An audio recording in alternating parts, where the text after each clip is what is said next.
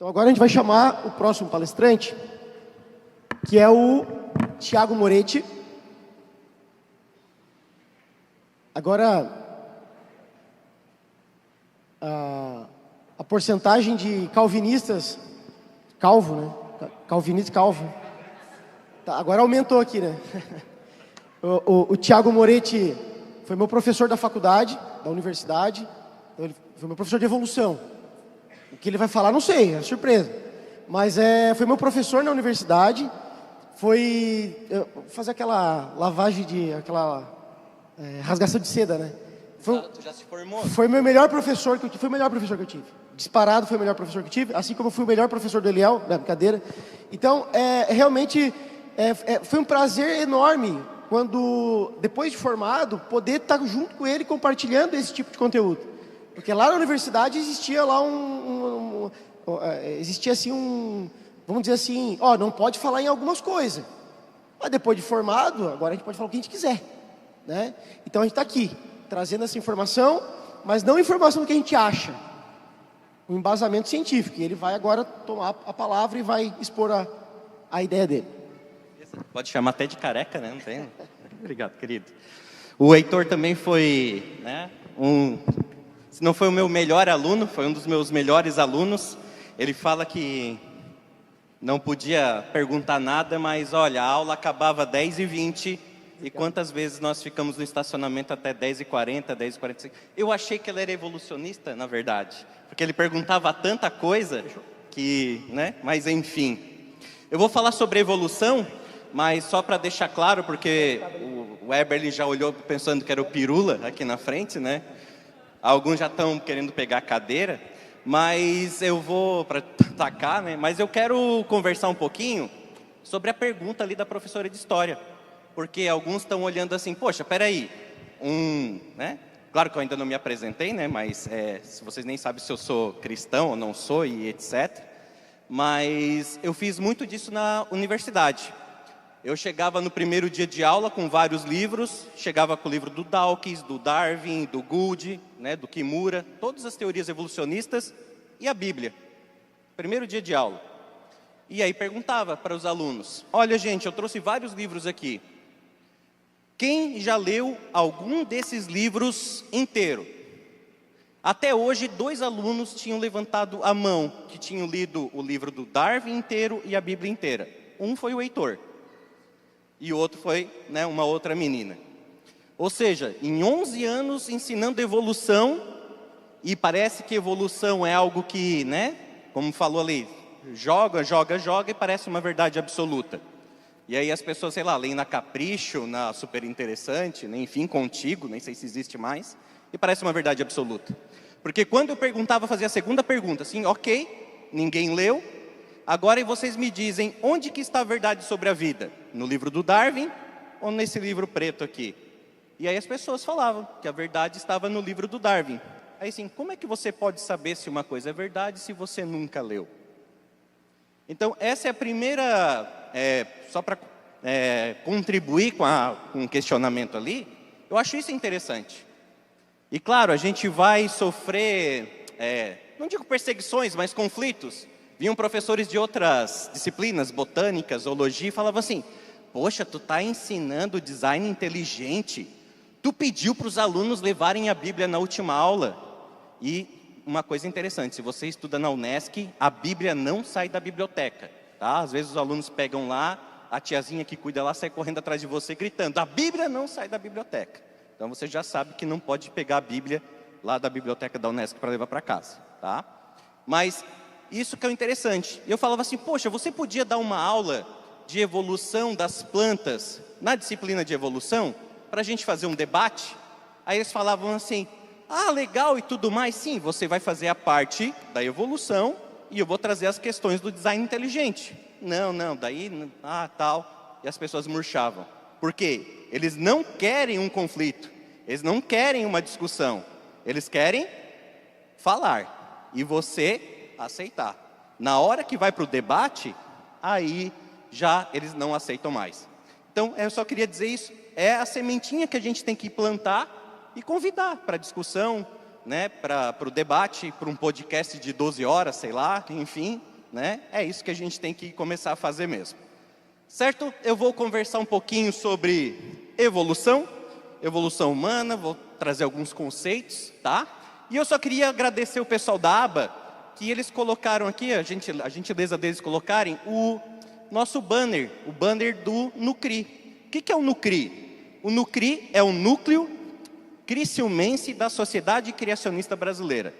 Então nós temos um núcleo em Criciúma que debate criacionismo bíblico, né? E, enfim, teorias da evolução e tudo mais. Temos uma biblioteca com vários livros. Então, se você quiser se juntar, se associar ao NUCRI, tem ali os contatos, eu vou deixar também no final da palestra, que aí você pode ter acesso a uma bibliografia bem grande sobre design inteligente, criacionismo, discussões de teorias evolutivas, certo? Este ano eu estou como diretor-presidente, a Emanuela, a Manu, é a minha associada, tá? E temos aqui vários também integrantes do NUCRI, certo? Eu vou me apresentar um pouquinho. Eu sou Tiago, eu sou biólogo, eu tenho mestrado em genômica e proteômica, voltei, né, fiz pós na Fiocruz também, e voltei agora para a sala de aula para terminar filosofia. Então, estou terminando filosofia esse ano. Mas um dos meus principais trabalhos, é o que eu vou conversar aqui, é na parte de genética. Então, trabalhei em uma multinacional de biotecnologia, desenhando produtos, e eu vou falar dessa minha área, que é a área forense. Tá? Eu já trabalhei com perícia forense, tanto na área criminal como civil, e a minha especialidade é extração de DNA de cadáveres, ou trabalhar com ossos antigos. Tá? Então, aqui sou eu. Quando a gente trabalha todo bem aparamentado, né, para você não colocar a sua amostra na cena do crime ou no cadáver, né, você não quer ser confundido.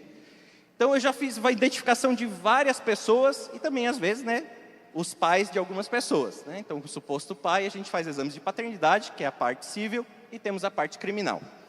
E quando um cadáver chega para identificar, aí eu vou passar algumas fotos, se você não gostar assim, você fecha o olhinho, né?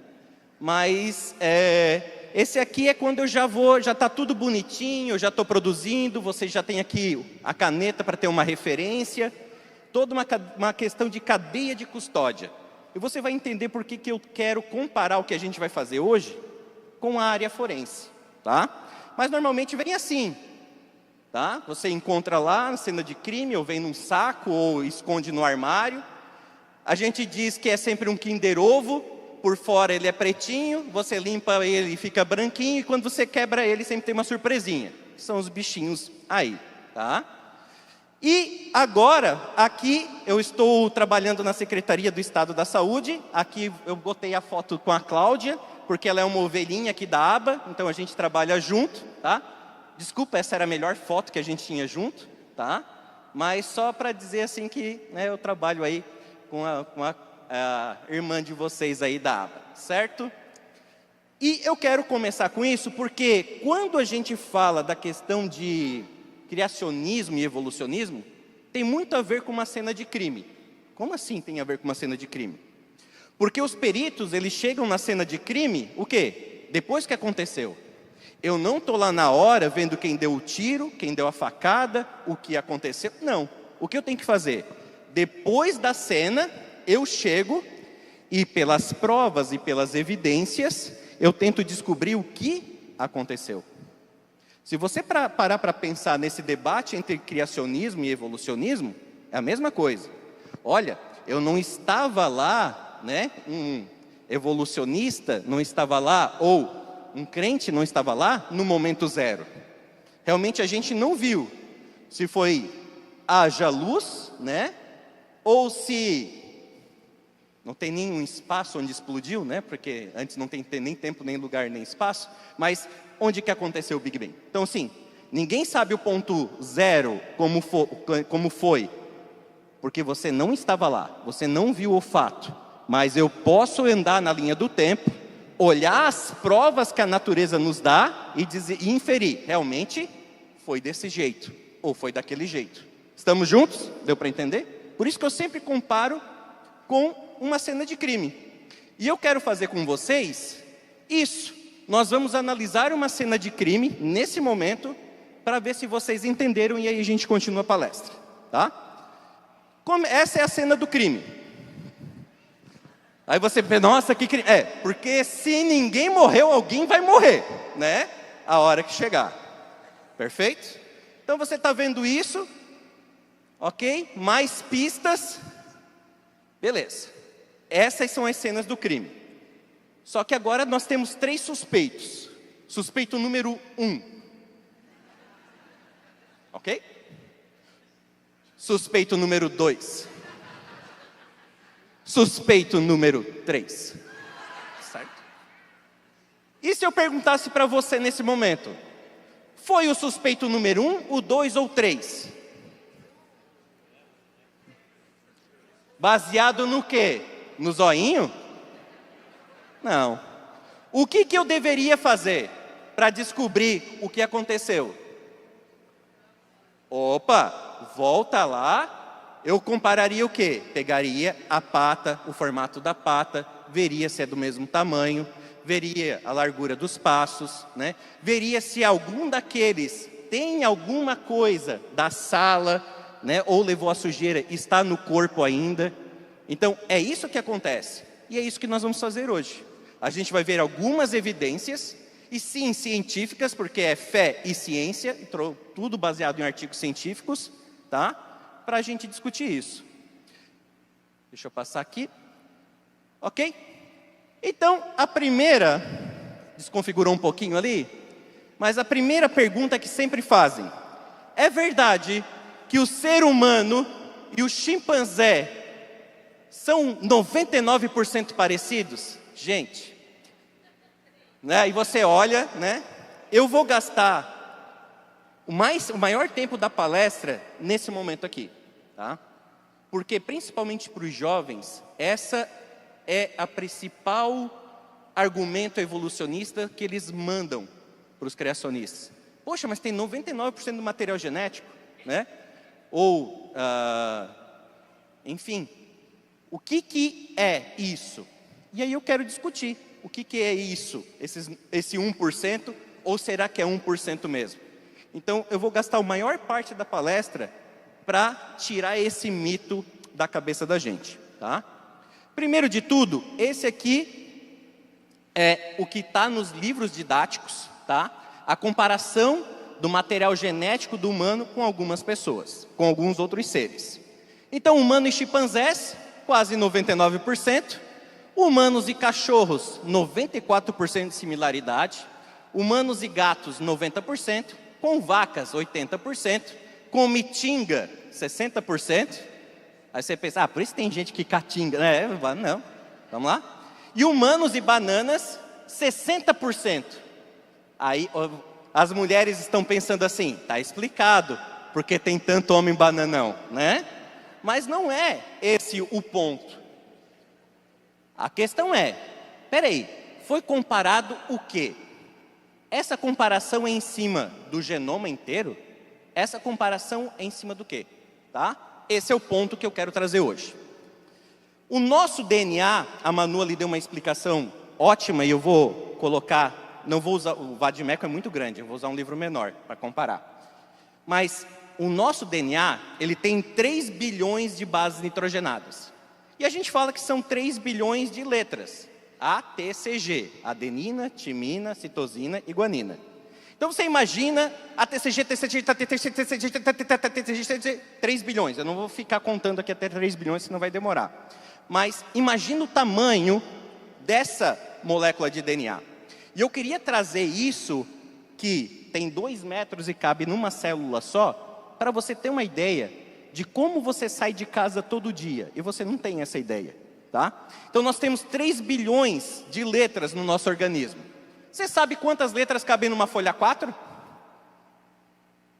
E Arial 12, sei lá, vai, chuta aí, né? Não? Ok? Numa folha 4, quando você está lá no Word, você consegue colocar 500 palavras, cerca de 3.500 letras, numa folha só. Lembra que o DNA tem 3 bilhões. Então, o DNA de uma única célula, lembra que você tem 10 trilhões de células, uma única célula não caberia numa folha. O que eu posso fazer? Eu posso pegar 3 bilhões e dividir por 3.500, para saber quantas folhas vai dar esse meu DNA. Se eu começasse a digitar ATCGT 3 bilhões de vezes, tá? E dividir por 3.500 letras, isso aí daria 857.143 páginas. Você sabe o que é 857.000 páginas? Não dá para saber. Porque esse troço aqui já tem 12.000. Né? É 12.000 isso aí? Quantas páginas tem isso aqui dentro? 2.000? Oi? Vou ver aqui no final. Pô, tá em código ainda. Tá, tem umas 3.000 aqui, tá? 3.000 páginas. Então não dá para imaginar, né? O que é 857.000 páginas? Mas dá para imaginar livros. Um livro de faculdade, um livro bom, tem cerca de 550 páginas. Então se a gente dividir 857.000 páginas, que seria o nosso DNA, por 550, você sairia todo dia de casa, na sua mochila, com 1.558 livros. Imagina você estar carregando hoje, na sua célula, 1.558 livros. Você diz, mãe, eu vou para a escola. Está levando livro? Não preciso, já a mochila está cheia. Né? Porque o seu DNA está junto com você. E aí as pessoas falam assim, ah, mas isso aí surgiu ao acaso. Isso é fruto da evolução. Ou Deus só guiou o processo. Eu quero colocar uma pergunta para vocês. Tinham pessoas, sei lá, né, românticas. Mas alguém escreveu isso aí na areia. Ana, Tiago, como é que você sabe que escreveu? Não sei. Pode ter sido o mar, né, indo e voltando milhares de anos. E ainda nem são 4 letras, são 3 e ainda 2 se repete, né? A e A. A pergunta é, por que você sabe que Ana não surgiu ao acaso ali? Estou fazendo uma pergunta para você nesse momento. Por que Ana não surgiu ao acaso? Aí diz assim, tem pegada, essa bicha, ó, né? Esquece as pegadas.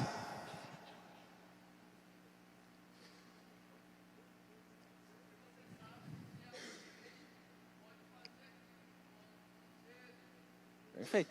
Porque isso traz o que? Ideia de informação. Informação não surge ao acaso.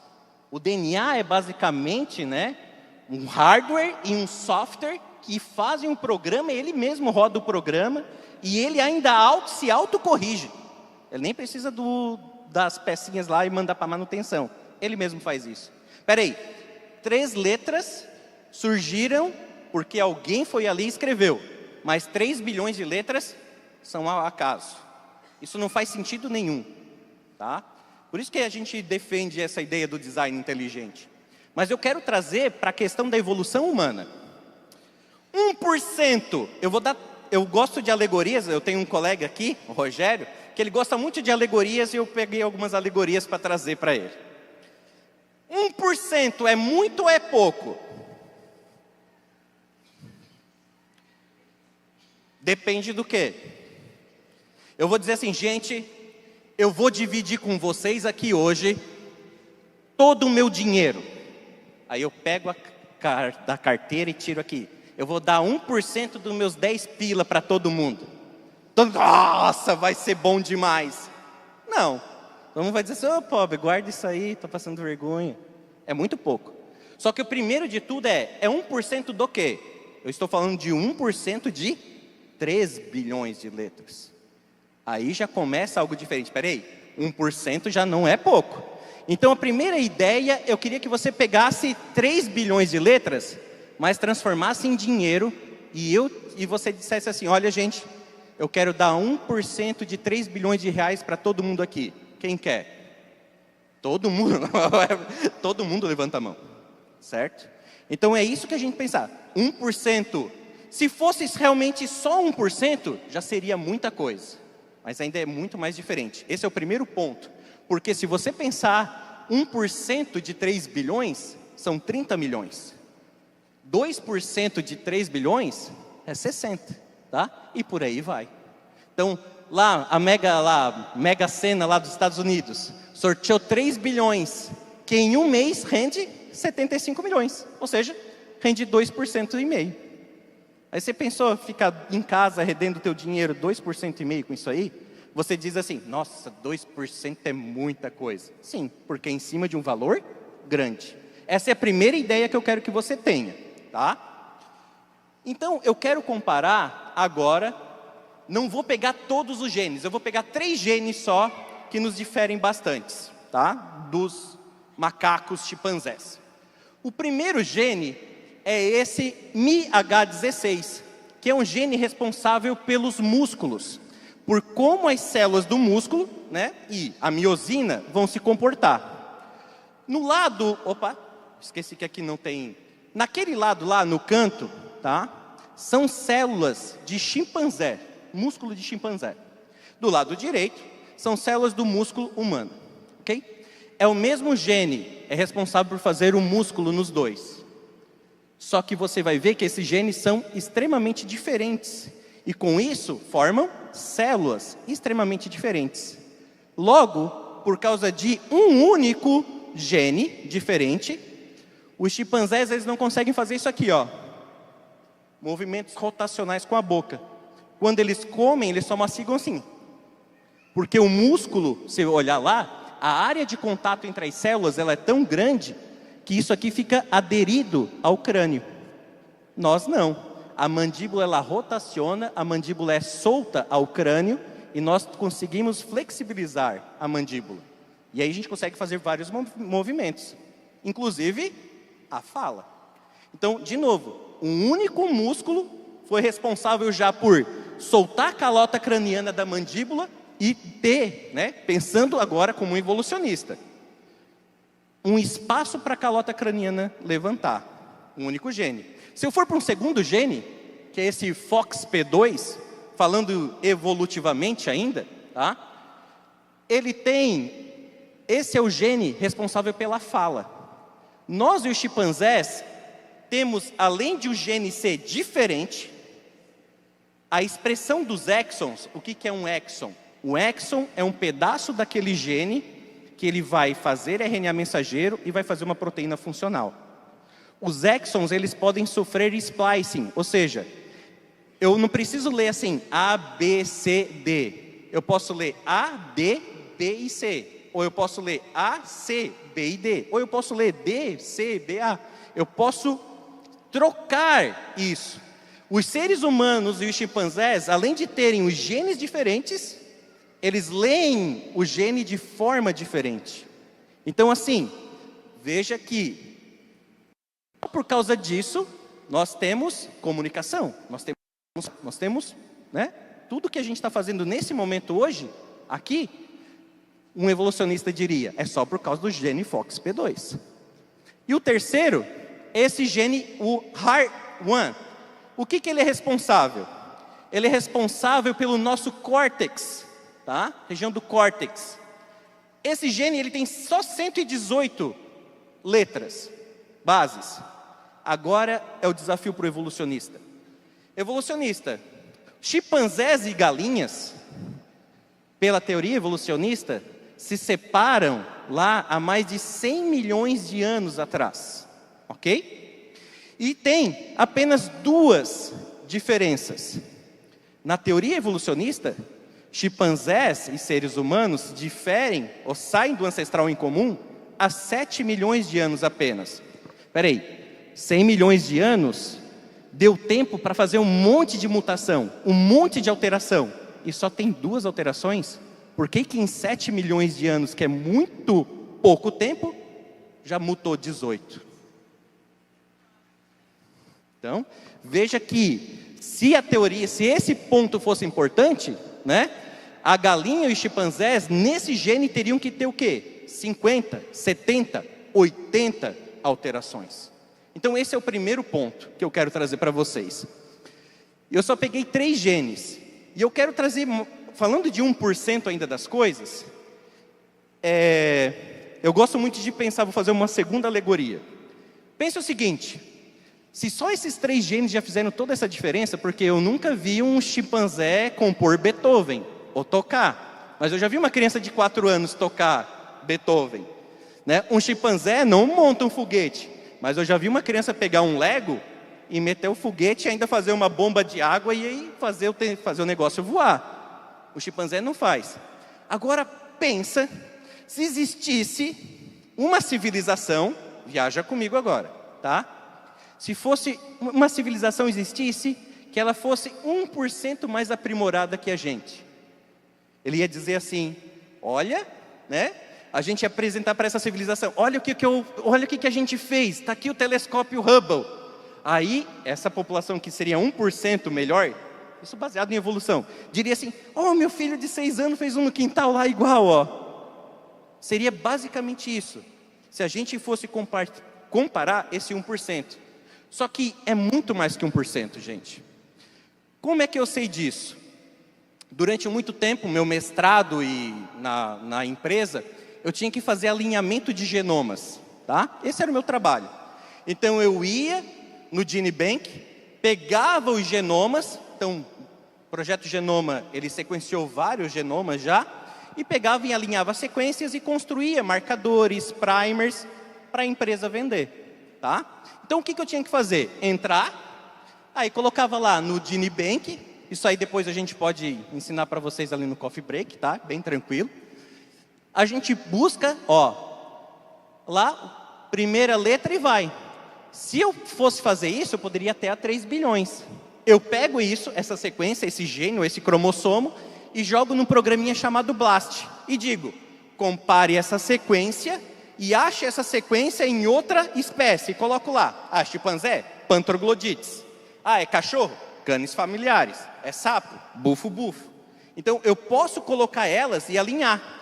E eu fiz isso, e várias pessoas já fizeram, com vários outros tipos de primata. E você pode fazer isso na sua casa, tá? E comparar e mandar ele editar e dizer qual é a porcentagem de diferença. Só que tem uma coisa interessante nisso. Tem regiões do DNA que ele não vai alinhar. Por que ele não vai alinhar? Porque são completamente diferentes. Espera aí, se é completamente diferente, como é que eu vou colocar no programa para alinhar? Exatamente. Você não coloca no programa para alinhar. O programa não vai reconhecer alinhamento. Então quer dizer que aquele 1% de diferença, ou 2% de diferença, é só aquilo que o sistema... Exatamente. É só aquilo que ele vai entender que é um gene, é o mesmo gene no outro, e assim por diante. Tá? Thiago está brincando comigo. Não estou não, tá? E eu quero mostrar para vocês que é muito fácil fazer, né, o que o pessoal ali em jornalismo coloca, né, imprensa faz assim, vamos soltar uma bomba aqui, vamos dizer que o genoma do humano e do chimpanzé é quase igual. É fácil, eu crio um texto interessante e coloco, sequência inicial de chimpanzés, né, comparado com o genoma humano. E aí, baseado nesse artigo da Nature, o pessoal lá da Veja, sei lá, Globo e etc., né, escreve assim, poxa, saiu um artigo e foi comparado e realmente tem 99% de comparação. Espera aí, você leu o artigo inteiro ou você só leu o abstract ali, né, e mais ou menos? Se você começa a ler o artigo, só no abstract você já vai ver as diferenças. Quer ver uma coisa? Vou puxar flechinhas para vocês. Ali, comparando SNPs, o que é um SNP? É uma região do DNA que eu troco uma letra por outra. Por exemplo, no cromossomo 10, na posição 385, eu tenho uma guanina. Uma base nitrogenada chamada guanina. Nesse outro ser humano, ele em vez de ter uma guanina, ele tem uma timina. Eu troquei uma base nitrogenada por outra. Isso é um SNP. Esse artigo está dizendo que se eu comparar o genoma do ser humano com o do chimpanzé, eu encontro 35 milhões de diferenças baseadas nesse único nucleotídeo. Eu vou encontrar também 5 milhões de eventos de inserção e deleção e vários rearranjos cromossômicos. Ou seja, se você ler o artigo inteiro, vai ter a diferença de um genoma de humano pro de chimpanzé 2% em SNP, mais 2% em região duplicada, mais 2% em ilha CPG, que são regiões ricas em citosina e guanina, e mais 1% de inserção e deleção. Fazendo matemática básica aí, quantos por cento de diferença a gente tem só nisso? Oi? 5, 6%, perfeito? 1 mais 2, 3 mais 2, 5 mais 1, 6. No único, 7 se eu comparar dizer que for 2%. Ou seja, e aí você vai a fundo, material e métodos, né? Isso aqui eu já expliquei, e olha lá no material e métodos. Material e métodos de artigo de sequenciamento é lindo porque você pega a mentira ali. O que foi sequenciado? 13.454 genes ortólogos. O ser humano tem cerca de 27 mil genes. Ou seja, peraí, não comparou todo o genoma? Não, não compararam nem todos os genes. E aí você pensa, peraí, que comparação de diferença é essa? Sim, quando você pega, a gente tem 5% de diferença, tá? E nem foi pegado o genoma inteiro. Tá lá, no material e métodos, é só você ver. E o que acontece? Eu gosto dessa comparação. Claro que se eu pegar, por exemplo, genes que são de regiões que elas têm que ser daquele jeito, vou falar assim, com um desenho bem feito. Por exemplo, genes que fazem proteínas estonas. O que é uma estona? A estona é responsável por pegar o seu DNA e enrolar ali. Então, assim, são 2 metros de DNA. A mesma estona que está num cachorro tem que estar bem parecida no ser humano. Porque qual é a função? Enrolar. Essa é a função dela. Ah, Thiago, mas podia ter uma super estona Power Deluxe of Gold Blaster no ser humano? Poxa, na do cachorro não funciona, não encaixa 2 metros de DNA numa célula? Por que eu tenho que mudar a do ser humano? Não. E aí o que os evolucionistas fazem? Vamos comparar os genes das estonas, né? Claro. Aí vai ser o quê? Parecido? É a mesma coisa. Vamos comparar um carro de antigamente com um carro da Tesla novo. O que eu vou comparar para dizer que eles são iguais? As rodas? São redondas? Tá ótimo? Tá perfeito? Né? Vou comparar o quê? O volante, que roda para um lado e roda para o outro. É igual? Agora compara o farol, né? Só o farol você vai ver ali que já é diferente. Compara o acabamento interno. Compara, né, como que se diz, o Bluetooth lá, o mídia, né? Sistema de mídia, computador de bordo. Compara isso com o carro de antigamente. Aí sabe o que vai se dizer assim? Não dá para comparar, o outro não tinha? Exatamente, não dá para alinhar porque o outro não tem. Você está vendo como é que eu posso vender algo? Né? E eu posso fazer. Olha, vamos fazer agora uma abordagem bem criacionista. Vamos comparar só o sistema de mídia do carro da Tesla com o do Henry Ford. Claro, vai dar 0%, né, de semelhança, porque o outro não tinha. Então, os dados não mentem, mas mentirosos fazem dados. E é isso que a gente tem que lembrar. Tá? E agora eu vou fazer uma criacionista para vocês. Eu vou vender o meu peixe. Vamos fazer um artigo criacionista e vamos dizer o quê? Tá? No meu artigo eu vou dizer que semelhança de DNA e chimpanzé e humano é reavaliada. A diferença sobe para 30%. Já pensou? Que lindo que ia ser? E publicar isso. Ok, está publicado.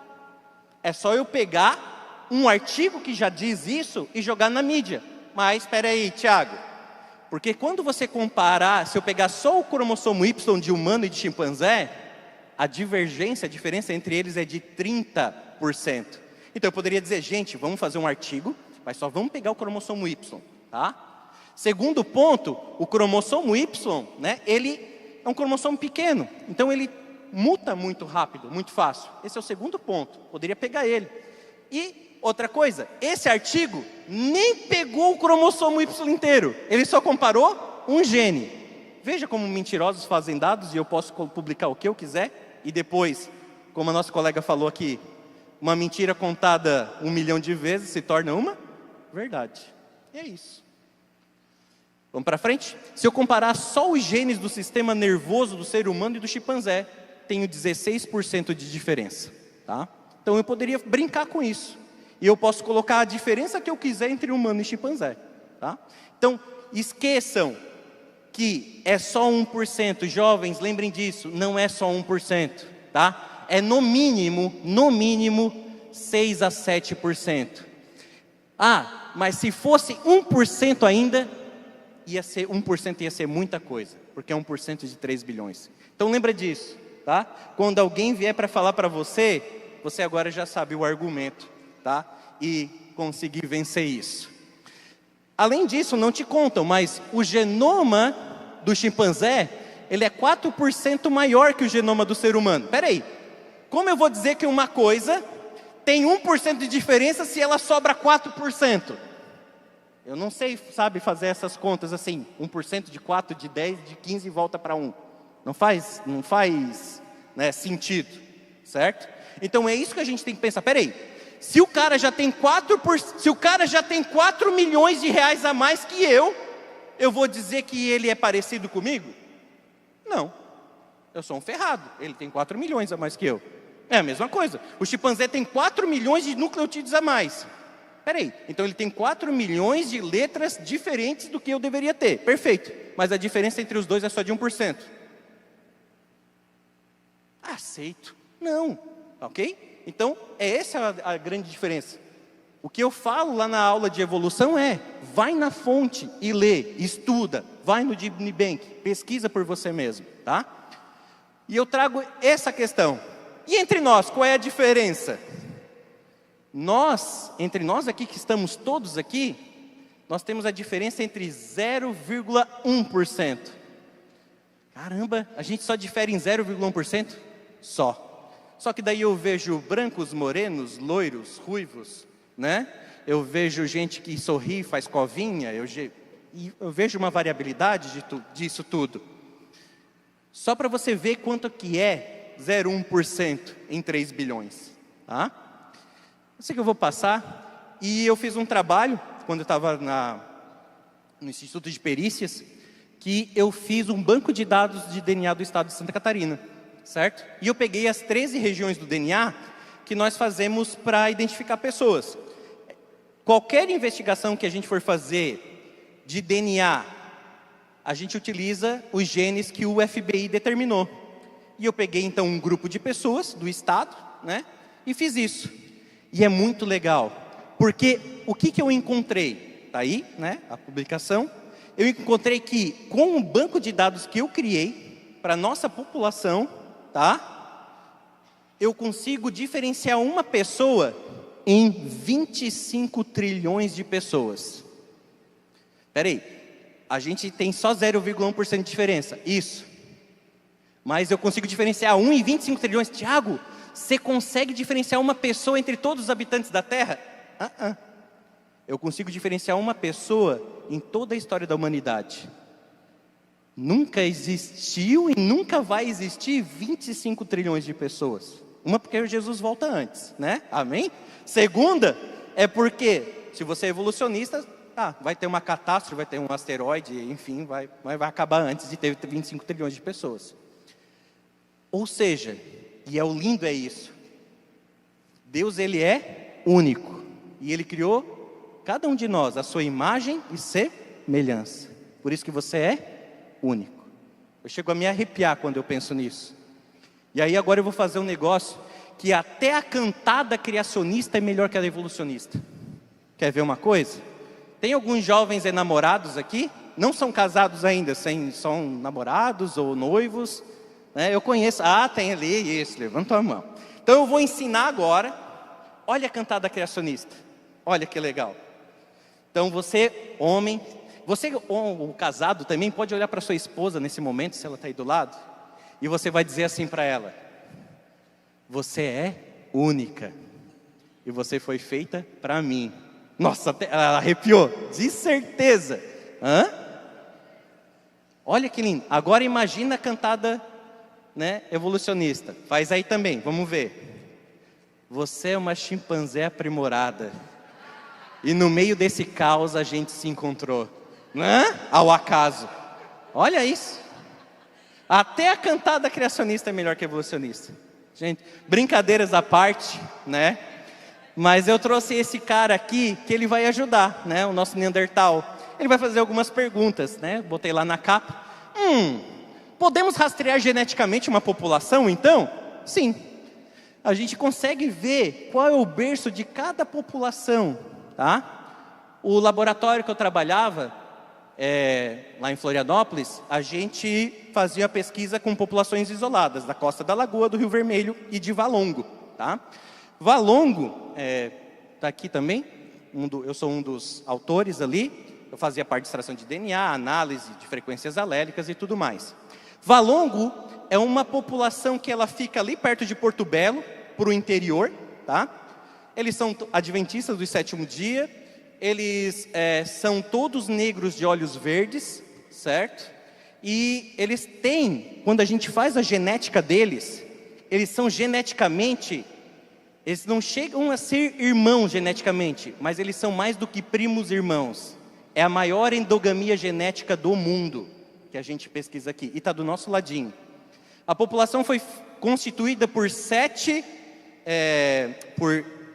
pessoas que fugiram de um quilombo, e aí começaram a montar ali a sua população. Então teve muito casamento de filho, né? E ainda 2 desses eram irmãos, não estavam casados entre irmãos, né? Mas um estava casado aqui, um irmão aqui, e a outra irmã casada lá de um outro lado do parentesco, do heredograma.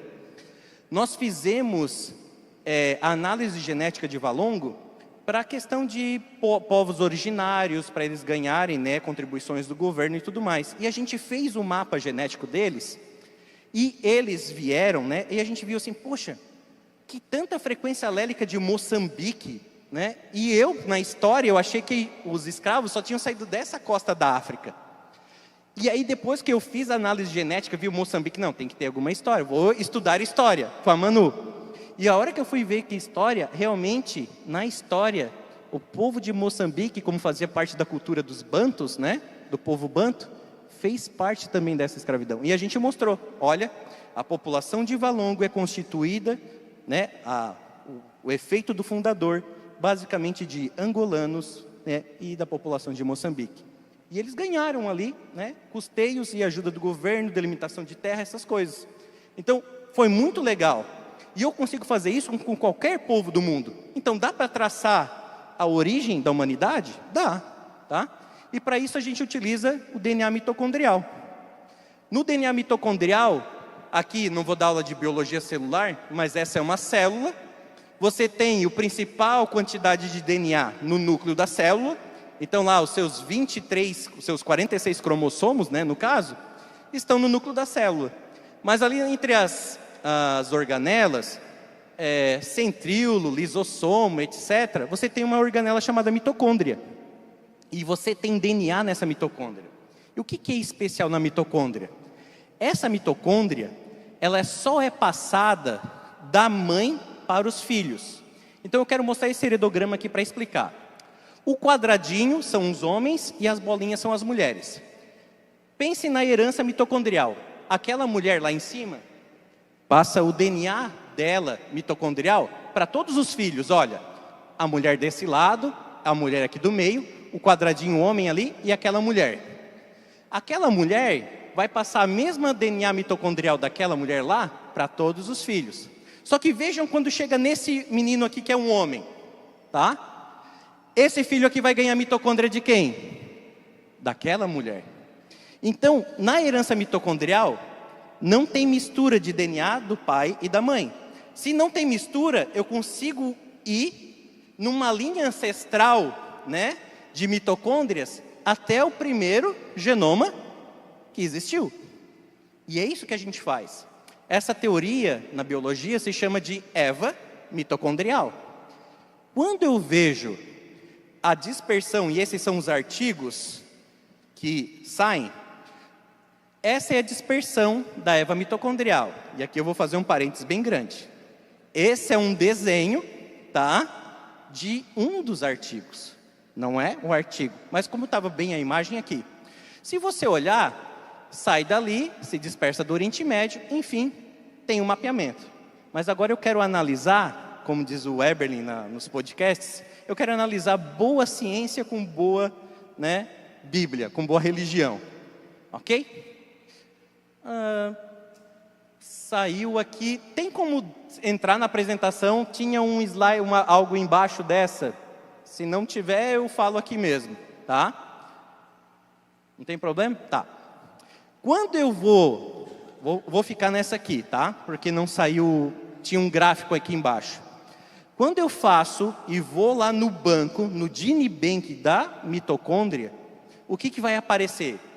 É lindo demais. Aparece no mapa da mitocôndria várias ramificações, que são os povos nativos, né? Nativos não, os atuais hoje. Mas quando eu vejo os povos nativos, eu tenho 3 troncos. Saem 3? Não, ele está embaixo desse aí. Se arrastar, pode excluir esse aí. Deixa eu ver. Se quiser tirar essa imagem daí, pode arrancar. Ela está embaixo dessa imagem. É porque tu não consegue editar, é verdade, desculpa. Tá? Mas, enfim. Anterior? Deixa eu ver aqui. É porque não é esse, era um outro mais bonito. Não.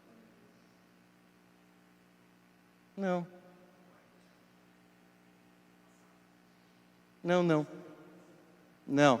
Mas enfim, vai ficar aí na imaginação de vocês. Mas está lá no mapa, tá? Ele tem um entroncamento de 3. E é muito bacana que você conhece a história, tá? Quando você tem ali, quem que são essas 3 mitocôndrias ou tudo mais?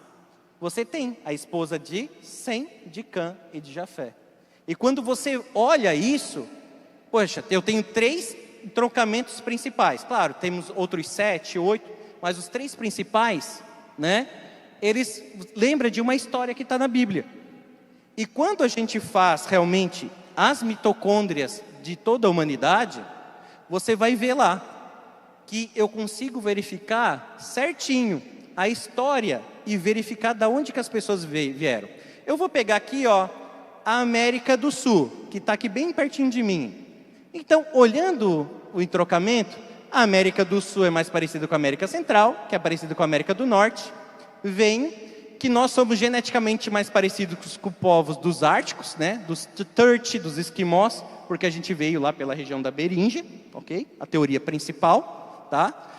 Depois, com os japoneses, coreanos, depois os europeus e por último, né? Lá na África. Quando eu vejo, e aqui que eu ampliei para você ver, que é a coisa mais linda de todas.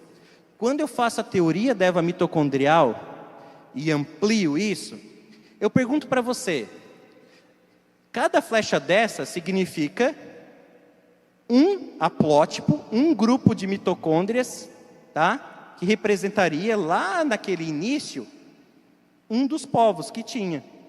Da onde que saem as principais flechas? Qual é o lugar? Se você olhar ali, ele sai principalmente do Oriente Médio.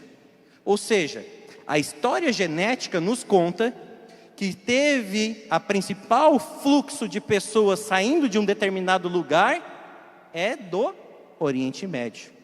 Interessante porque na Bíblia diz que as pessoas construíram uma torre bem alta. E Deus falou assim, não é esse o propósito, né? Desçamos e confundamos eles. E o que aconteceu a partir dali? A dispersão das pessoas para todos os ambientes.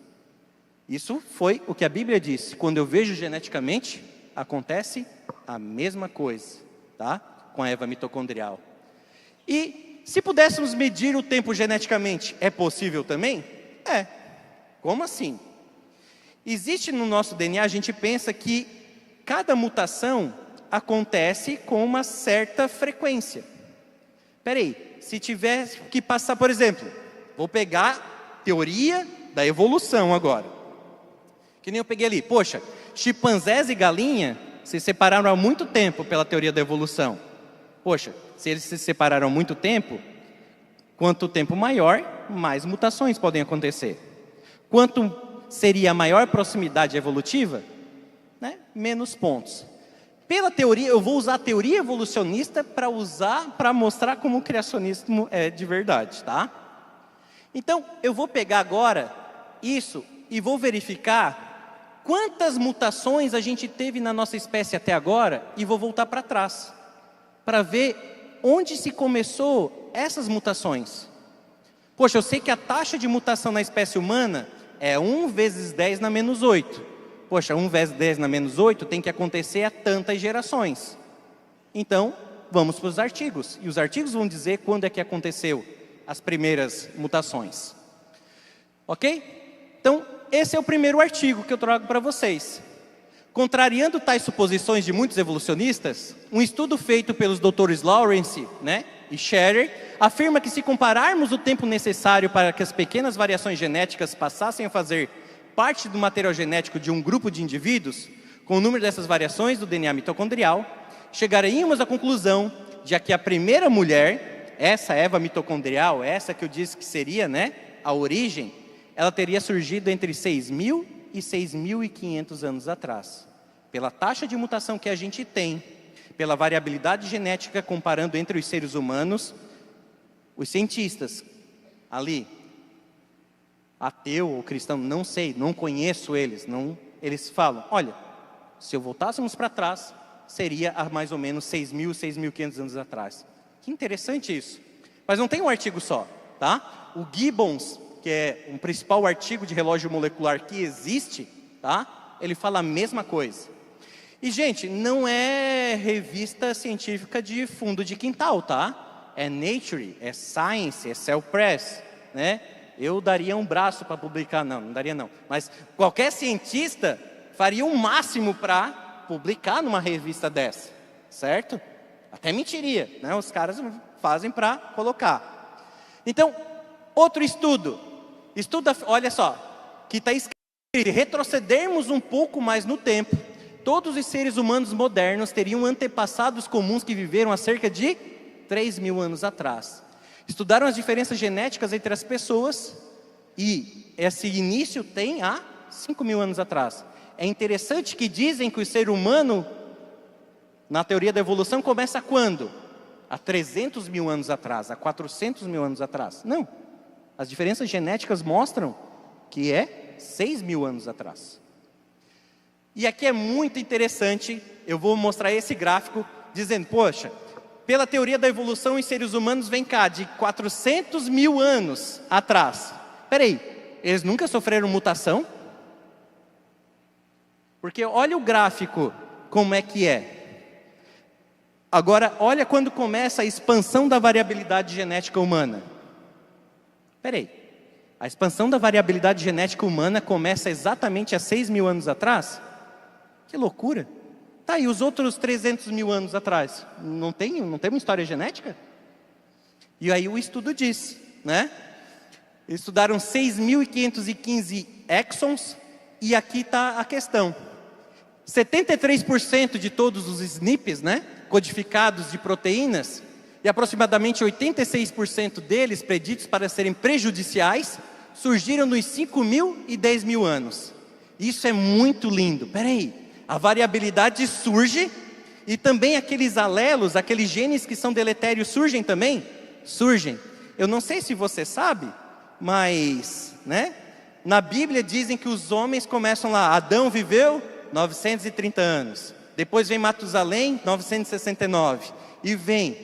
Só que em um determinado momento, Deus disse, olha, não vai viver tanto. Você também conhece que entre o pecado, não é mais o mundo ideal, não é mais o mundo perfeito. O que acontece com a longevidade das pessoas? Também começa a cair. Ou seja, o exato momento que você tem do dilúvio, 4.000 anos atrás, mais ou menos, 5.000 anos atrás, é o mesmo momento que surgem as variações que são prejudiciais no ser humano. Aí você diz, nossa, é muita coincidência, Bota coincidência nisso. E ainda coincide com a Bíblia, que loucura, brincadeira. Tá? E aí, vamos continuar com as perguntas aí. E tem como saber como a gente era, qual era a cor da nossa pele, por exemplo? Tem. Vai no DNA, vai na genética. E aqui é muito legal. Quanto mais escura é uma pele, naturalmente a pessoa produz mais melanina. Tem uma célula no nosso corpo chamada melanócitos.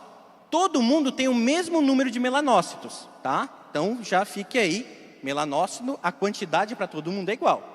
Só que tem pessoas que nesse melanócito produz mais melanina ou produz menos melanina. Então quanto mais escura a pele, mais melanina. E aí a gente vai ver agora, será qual que era a cor dos primeiros hominídeos? Será que ela seria mais escura, né?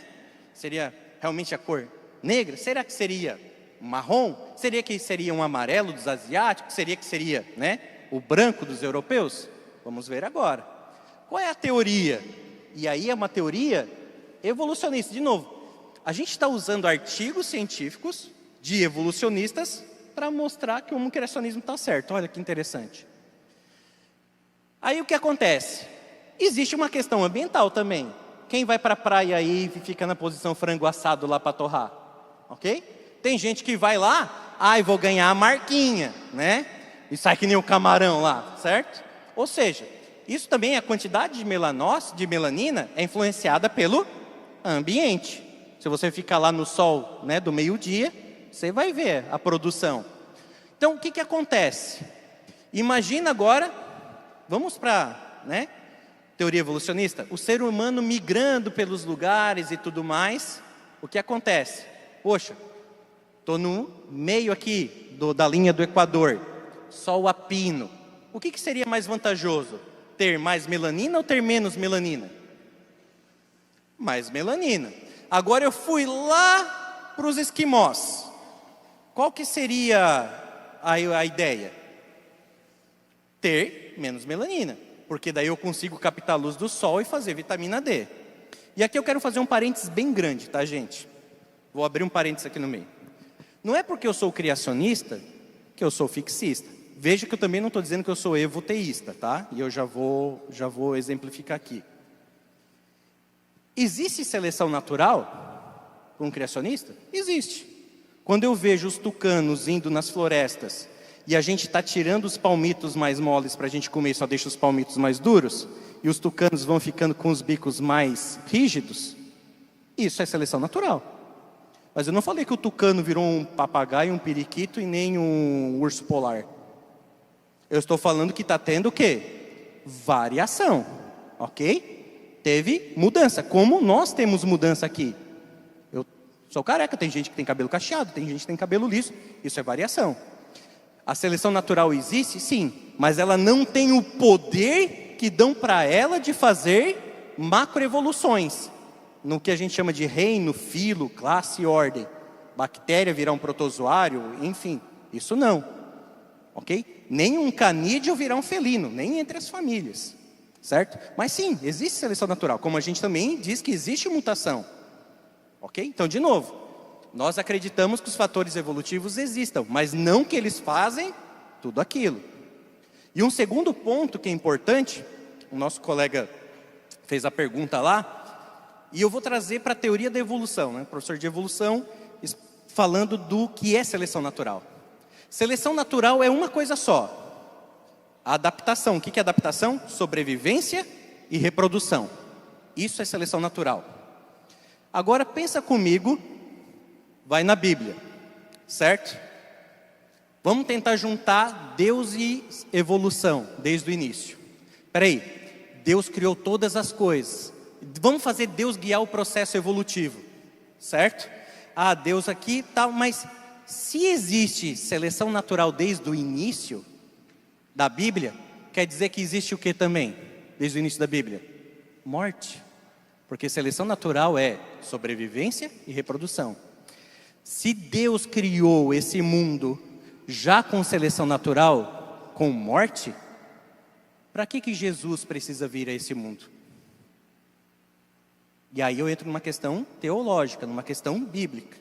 Por isso que para o criacionismo bíblico, tá? Falando de criacionismo bíblico agora, isso é importante.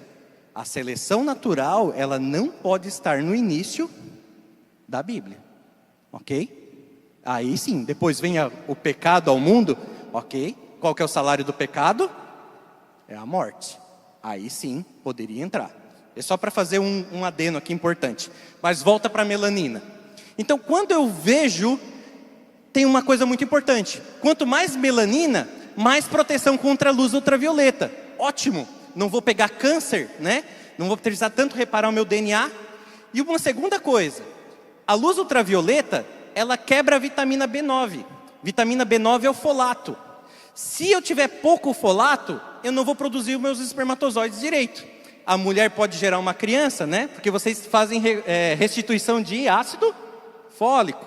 Então, se eu tiver pouco folato, também a minha geração não vai para frente. Então, a cor escura é muito bom. E aí você pode pensar então quanto mais escura a pele melhor? Quanto mais escura a pele melhor? Certo? Não. Porque tem uma coisa importante que a gente aprende. O que está sendo feito nesse exato momento quando a luz solar bate na nossa pele? Vitamina D. E vitamina D é para imunidade, para proteção, efeito antioxidante, para um monte de coisa. Só que quem tem a pele muito escura, o que acontece? Não vai produzir tanta vitamina D quanto necessário. Ou seja, eu tenho que fazer, durante o processo evolutivo, agora eu vou falar de evolução de novo, então meio que esse equilíbrio, né, entre se proteger da radiação, conseguir produzir vitamina D e ainda ter o folato suficiente. Ok, lembre disso, eu tenho que fazer essa combinação desde o começo, certo? E eu tenho que ser acertada essa cor da pele desde o começo. Qual seria a cor de pele primeira? Vamos para os artigos científicos. Nina Jablonski, é a maior autoridade em teorias de evolução, migração e cor da pele no mundo. E ela diz que os artigos dela, ela tem esse objetivo. Meu objetivo final nessa pesquisa é que as pessoas entendam que a cor da sua pele é resultado da evolução. É isso. Essa evolução ocorreu em prol da saúde delas. E ela explica exatamente tudo o que eu falei. Proteção da luz ultravioleta, integridade da pele, vitamina D. Ela explica tudo. E aí você continua lendo os artigos dela e na área, olha que lindo agora.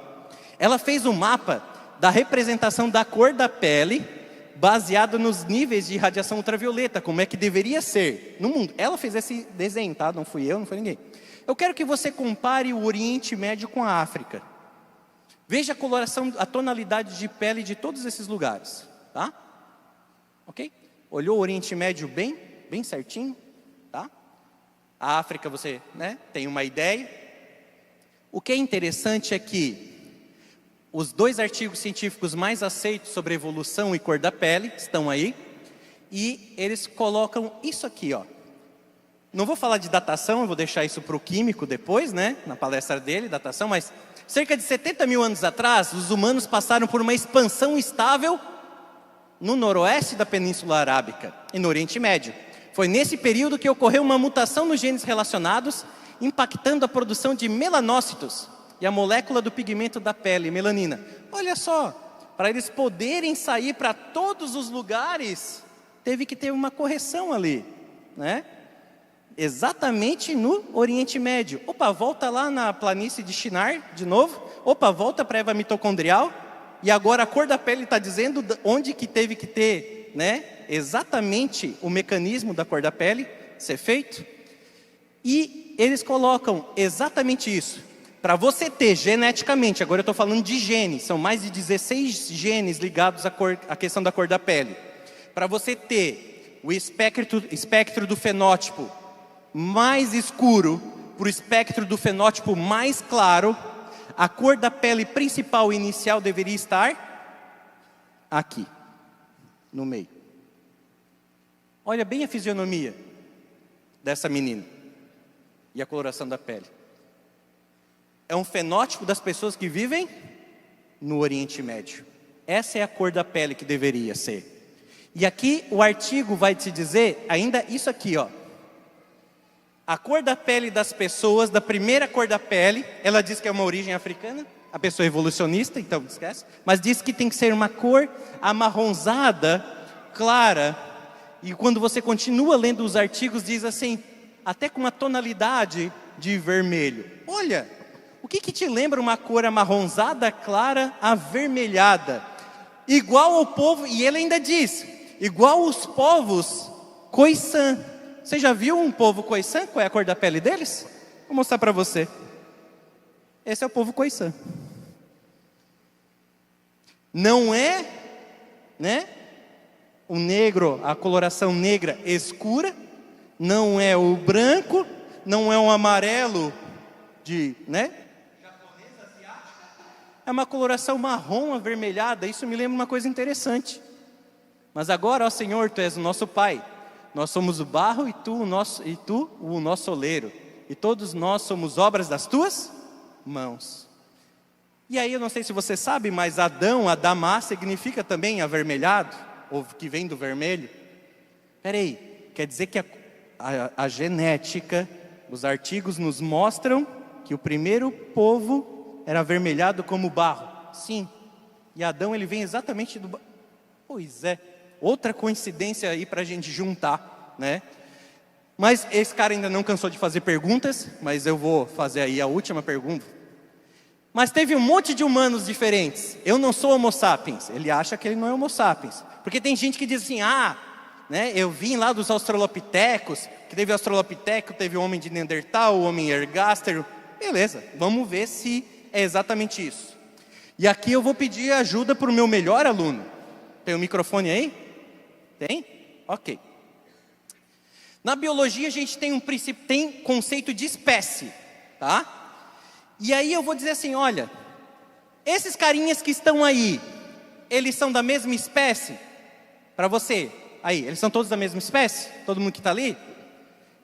Você vai dizer, sim, são todos cachorros. Mas que loucura, né? Tem um aqui que é mistura de cachorro com cavalo, tem outro lá que parece um velho depressivo, tem outro lá que parece uma casa que não se limpa e faz aqueles coisas, né? O esquimó feliz. E você olha assim, mas são tão diferentes e são da mesma espécie. E olha só que loucura agora. São de espécies diferentes. Uma é ameaçada de extinção e a outra não. Tiago, se a gente tivesse que salvar, eu nem ia saber qual é que salvar. Exato, né? Não tem como, porque elas são o quê? Morfologicamente muito parecidas. E nós temos um problema para o conceito de espécie. O melhor conceito de espécie, agora vamos ver se o aluno tira 10. Heitor, qual é o melhor conceito de espécie e qual é o conceito de espécie mais utilizado na biologia? Conceito biológico. Qual é o conceito biológico? Grupo de indivíduos intercruzantes capazes de gerar descendentes férteis. Por isso que ele foi meu melhor aluno. Salve de palmas. Combinado. Na próxima Ciência e Fé, Heitor, queremos você aqui. Tá? Então o que acontece? Qual é o conceito de espécie na biologia? Indivíduos que cruzam entre si e geram descendentes férteis. Tiago, é a mula. Você sabia que a coitada da mula não tem nome de espécie? Porque o que é a mula? É o Equus asinus, o asno, cruzamento do Equus asinus com o Equus cabalus, a égua. E aí gera mula. Só que a mula, se cruzar com o asno ou cruzar com a égua, ela não vai para frente. Ele é um híbrido. Por isso que mula não tem nome de espécie. Então, poxa, tem um monte de bicho que tem nome de espécie, a mula não tem. Então, veja que a mula não é nem asno e nem égua, tá? Então, para mostrar isso, peraí. Se eu encontrar, então, material genético de Neandertal em vocês, isso quer dizer o quê? Que um dia, né, um Neandertal e um Homo sapiens se reproduziram. E geraram descendentes que manteram o material genético e levaram para frente. Espera aí. Indivíduos que cruzaram entre si e geraram descendentes férteis. Se isso for verdade, um homem de Neandertal e Homo sapiens são de espécies diferentes? Não. São da mesma espécie. E se eu encontrar, então, material genético de Homo erectus em Homo sapiens? Mesma coisa. E se eu encontrar, sei lá, agora eu vou avacalhar, né? DNA de australopithecus em ser humano. Eu avacalhei já, né? Não tem nem como pegar o DNA. Mas deu para entender? Então eu posso ver através do DNA se eu tenho alguma composição genética de hominídeos antigos. certo? Porque diz ali, né, que eles conviveram ao mesmo tempo. E é isso que a gente vai fazer agora, tá? Eu vou passar isso aqui, que a gente está meio sem tempo, mas... Hoje, calma, eu vou explicar o hoje, né, porque agora assustei o pessoal. Pensa comigo. A maior população do mundo são os holandeses, tá? A média é 1,85 m. E nós temos os povos mais baixos. Inclusive a gente tem menor ainda, os pigmeus africanos com 1,35 m e tudo mais. Viaja comigo agora, tá? Não estou dizendo que é verdade. Viaja. Alegoria. Imagina que a gente fosse tudo extinto. E os ETs, não estou dizendo que ET existe, tá? Mas os ETs vêm aqui e encontram, né? Fazem ali, escavam e encontram um osso, sei lá, de um polonês bloqueador da seleção de vôlei, né? O meio de rede da seleção de vôlei. E aí ele vai e também escava uma pessoa lá da Indonésia, de 40. Ele bota os dois esqueletos, um do lado do outro. E ele começa a analisar morfologicamente. Será que ele diria que esses dois esqueletos pertencem à mesma espécie ou a espécies diferentes? Com quase 99% de certeza, ele são espécies diferentes, são totalmente diferentes. Olha o tamanho da calota craniana, olha o encaixe ali no acetábulo da perna, olha ali a questão do tamanho, ele iria classificar. É a mesma coisa que a gente faz com os nossos antepassados. Não, não tenho antepassados australopitecos, desculpa. Né?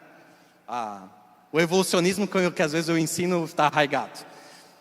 Mas quando você vai lá e escava, você encontra os ossos, é exatamente o que você faz. Só que ainda você não acha os ossos inteiros, você acha um monte de pedaço. E aí desenha, monta para ver se é verdade. Então, o que é mais verdadeiro é o quê? Não é o conceito morfológico de espécie, é o conceito genético, que é o que eu vou mostrar agora, tá? Vou passar isso aqui mas é um caso que a gente resolveu, forense por DNA, vou deixar. E o que as pessoas fazem? Exatamente isso. Essa aqui, pela teoria da evolução, uma árvore evolutiva, que conviveram homens de Neandertais, Homo sapiens e Homo erectus. E acharam há pouco tempo também, né, o dente em um pedaço de dedo, que seria o homem, né, de Denisova. Será que se eu pegar um material genético dos 4, sequenciar, eu posso achar alguma coisa interessante? Ou será que eu só vou encontrar DNA de Neandertal em Neandertal, DNA de Homo erectus só em Homo erectus? E fizeram isso. E não foi criacionista que fez isso, tá? E esse aí tá, os artigos estão todos lá. Depois tem mais um do Pablo que eu vou mostrar. O DNA do Homo erectus, 1% dele a gente encontra no homem de Denisova. Ou seja, teve cruzamento. Quando eu analiso as populações atuais aqui da Melanésia, Micronésia, Papua Nova Guiné e Austrália, eu encontro 6% do material genético de um homem de Denisova, deixa eu voltar, que disseram que viveu há tantos milhões de anos atrás. Espera aí, né? Não era para estar, mas está ali. E eu encontro até 0,5% de DNA de Homo erectus ainda nessa população. Quando eu vejo que o genoma de Neandertal, eu tenho 17% do genoma de Neandertal de homem de Denisova. Quando eu vejo as populações, né, de Homo sapiens, eu estou falando como os evolucionistas falam. Quando eu vejo as populações de Homo sapiens, em média carregam de 2 a 5%. O pessoal, os nativos lá da Ásia, carregam até 5% de genoma de Neandertal, e as populações europeias carregam até 4% do material genético. Espera aí, se eu encontro material genético de Homo erectus, de homem de Denisova, de homem de Neandertal, na população humana atual, o que quer dizer isso? Que todos eles são da mesma espécie. Assim como eu tenho hoje variabilidade de 2 metros, 1,70 m, 1,30 m, né? Ou ruivos, loiros, morenos, etc. Eu faço a mesma coisa com isso aqui. E aí eu começo a olhar que não eram 4 espécies diferentes, mas simplesmente 4 povos com os seus fenótipos, as suas especificidades diferentes. E aí não existe mais o homem da caverna, o homem paleolítico, o homem da... Entendeu? Não tem isso. É simplesmente uma espécie só, desde o começo da criação. Ah, Tiago, mas os australopitecos? Daí você já está falando Austral-Sul, né, Pitecos macaco. Aí a gente já está falando dos macacos do sul. E aí não tem nenhuma relação, tá? Vamos lá? Esse aqui é um livro excelente, tá? A tradução seria mais ou menos espalhe, adapte e lembre-se. E olha só o que está dizendo. É um livro, gente, eu falo livros evolucionistas, tá? Mas você tem que olhar com um olhar para ele criacionista. Olha o que ela falou. Os Homo sapiens não eram os únicos seres humanos na Terra. E quando eles conheceram outros seres humanos, eles tiveram filhos com eles. O que é uma grande evidência definitiva de que eles eram da mesma espécie que as pessoas de outras regiões, né, da Eurásia. Você está vendo aí uma pessoa que não é criacionista falando o que criacionistas falam, baseado em artigos científicos. E aí eu vou para a última. Tá bom, tu só fala de genética, sim, é a minha área, mas eu só acredito se eu ver um fóssil, porque David Irving falou que a resposta ia estar com os fósseis. Tá bom, então vamos falar de fósseis. É a última. Darwin falou, é bem provável que a África tenha sido habitada por antropóides, macacos de grande porte sem cauda, agora extintos, parentes próximos do gorila e do chimpanzé.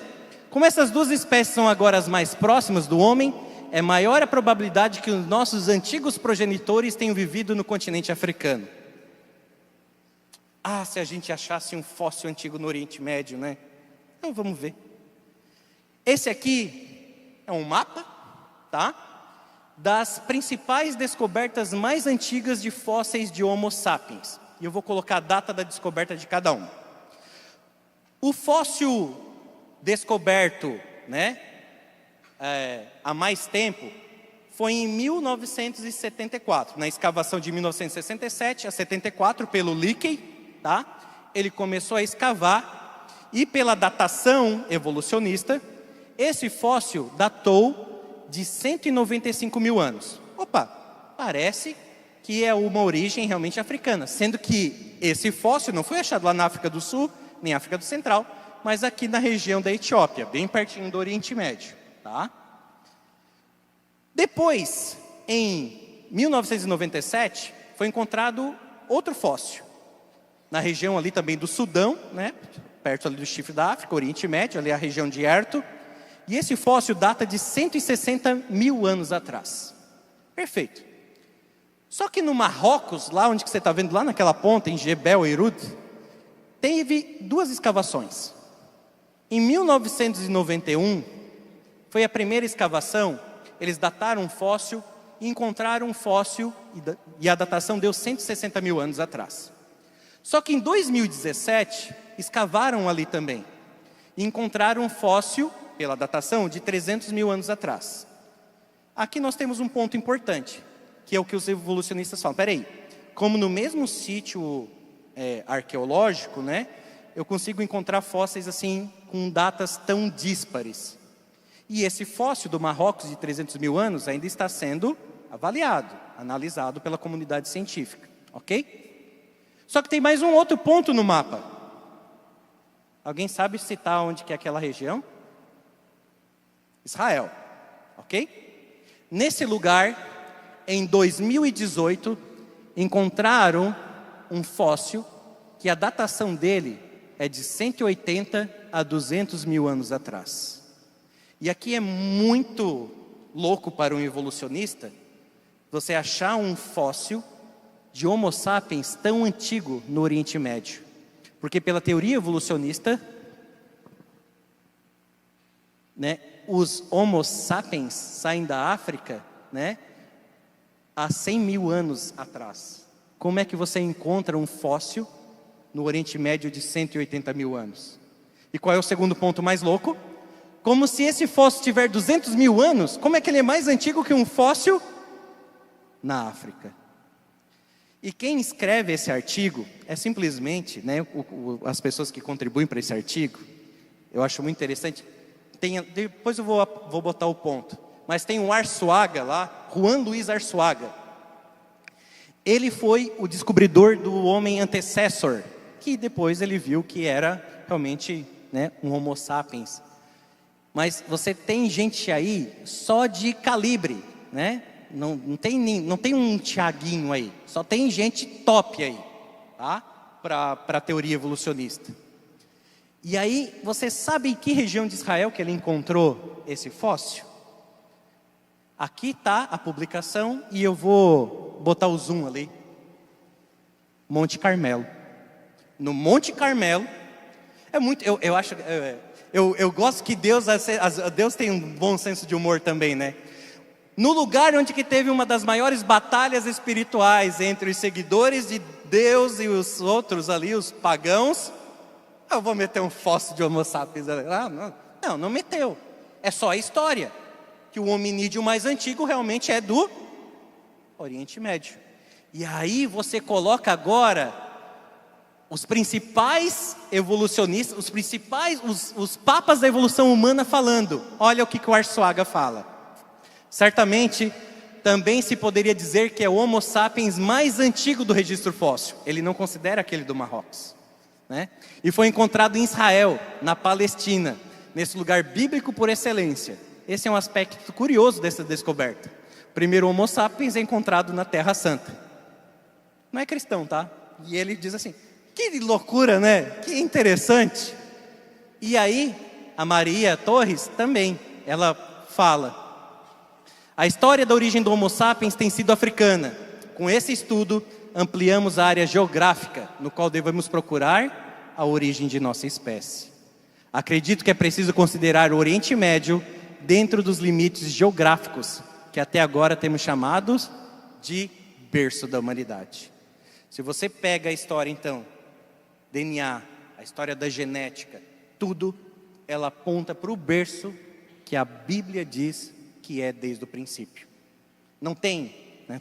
Por isso que eu digo, e eu sempre repito, eu gosto da frase do Weber: boa ciência e boa religião, elas sempre vão ficar casadas. Não tem como você discordar delas.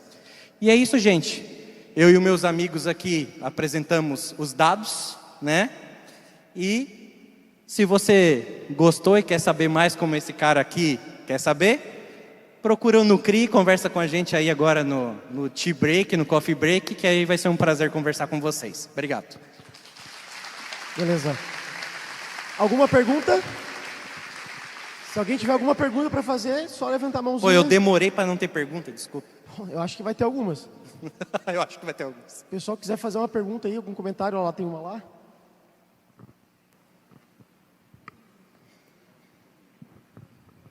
Tiago. Oi, só para eu olhar nos olhos. Oi. Eu queria saber se esses testes que tem na internet agora, só com saliva dá para saber todos os ancestrais. Perfeito. O que acontece? Como teve o projeto Genoma, foi feito o projeto Genoma de vários povos.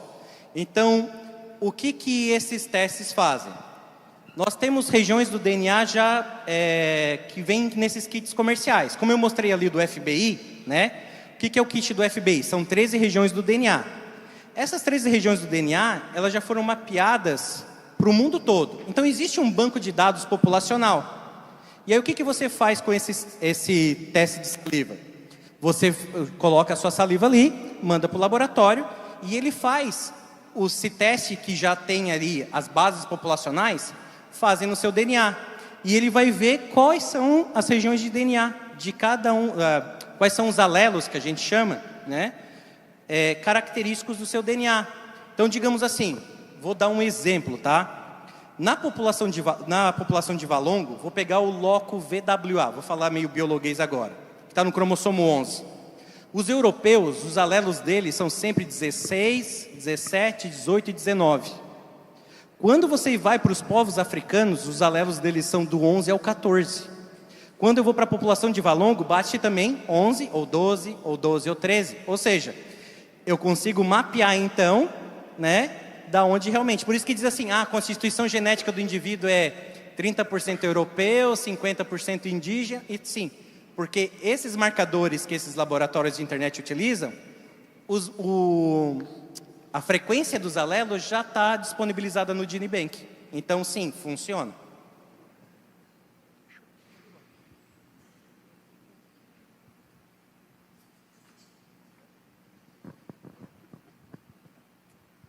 Boa tarde, Thiago. Boa tarde. Só sobre o cérebro, assim, tu poderia falar um pouco mais Sobre o cérebro? Não sei se tu sabes dessa evolução também, assim, nessa parte do córtex, neocórtex, primitivo. Não sei se tu poderia explanar um pouco sobre isso. Não, Obrigada. de novo, a minha área é genética, né? Minha área é genética. Mas o que eu posso colocar assim? Quando eu verifico os australopitecos, tá? Os fósseis de australopitecos, a capacidade craniana deles não passa o que eu digo, né? O volume da calota craniana não passa de 500 centímetros cúbicos, que é a mesma quantidade, o mesmo volume da calota craniana de um chimpanzé. Por exemplo, o homem de Neandertal tinha uma calota craniana, né? Falando evolutivo, são todos humanos, Homo sapiens, mas evolutivamente, o homem de Neandertal, o volume da calota craniana dele era um pouquinho maior, era 1.700 centímetros cúbicos, o Homo sapiens, 1.600. Então veja que existe uma variação, mas a variação é pequena. Quando eu comparo com outro primata, né, a calota craniana é extremamente pequena. E aí sim, existe, se puder voltar lá no primeiro desenho, que eu coloco os dois cérebros, tem uma principal diferença dos cérebros do humano pro dos animais, que é o córtex frontal, que é onde que você tem ali a razão, a orientação, né, a sua capacidade de julgamento. Quando você avalia os dois cérebros, o córtex, né, praticamente não existe córtex pré-frontal nos primatas. E no humano, um córtex pré-frontal bem avantajado. Então, assim, as duas principais diferenças que a gente vê são essas, né? O córtex pré-frontal bem gigante, bem grande, pode passar mais, tá para frente. E a questão do volume da calota craniana. Essas são as duas coisas que eu posso falar. E fora, ali, o higiene... Ali, aquele volta. Esse... 18. Aí, aqui você vê bem a figura. Quando você vê aqui o tronco encefálico, né? Pode botar para baixo, passar. Só dá uns cliques aí. Você tem um tronco encefálico aqui já, e vê que a postura, né, vai ser assim, por isso que o tronco encefálico do macaco é assim, e o ser humano é postura bípede, já vai estar mais em pé, o tronco encefálico, mas você simplesmente vê lá que a parte do córtex pré-frontal inexiste, né? E aqui a parte occipital, que seria a visão, né, entre os primatas e os seres humanos, vai continuar igual. É isso que eu posso te responder dentro do meu conhecimento dessa área.